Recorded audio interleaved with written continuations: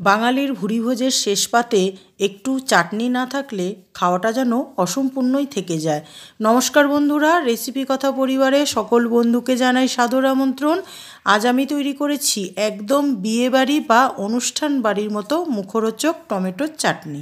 টমেটোর চাটনি বানানোর জন্য নিয়েছি দেশি পাকা লাল টমেটো 500 গ্রাম, আর এর সাথে নিয়েছি 400 গ্রাম পরিমাণ চিনি।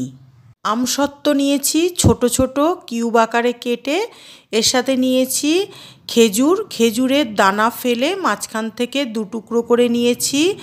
এর সাথে লাগবে কাজু বাদাম, কয়েকটা কাজু বাদাম নিয়েছি, আর নিয়েছি কিছুটা কিশমিশ।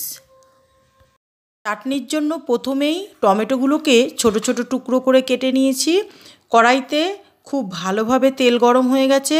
ফোড়নে দিয়ে দিলাম 2টো শুকনো লঙ্কা, এর সাথে দিলাম 1/2 চামচ 5 ফোড়ন।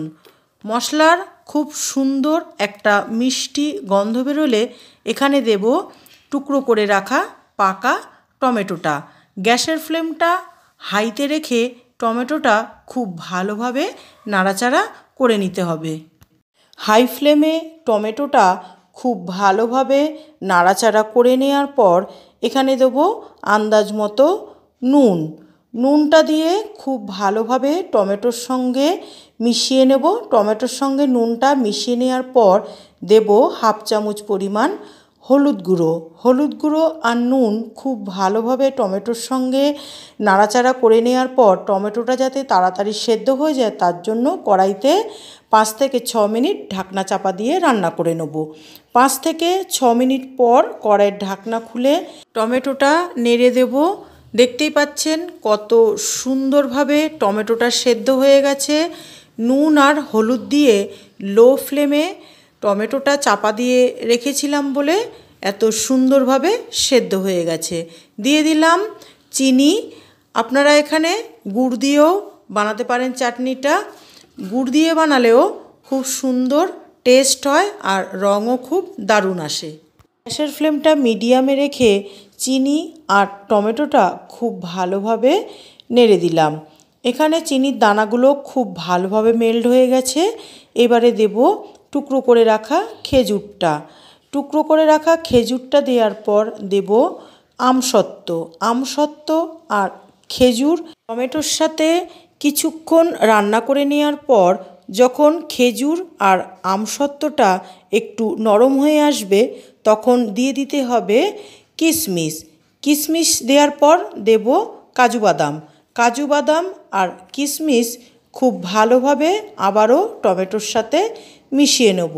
টমেটোর চাটনি আমার প্রায় রেডি হয়ে এসেছে।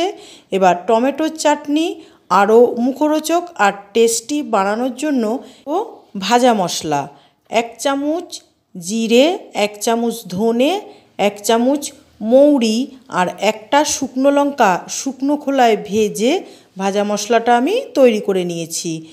ভাজা মশলাটা টমেটোর চাটনির সাথে খুব ভালোভাবে মিশিয়ে দেব। টমেটোর চাটনি আমার রেডি হয়ে গেল। এবার সবশেষে দেব আমি 1 চামচ পাতিলেবুর রস। গ্যাসের ফ্লেমটা বন্ধ করে পাতিলেবুর রসটা দিয়ে চাটনির সঙ্গে খুব ভালোভাবে মিশিয়ে নেব।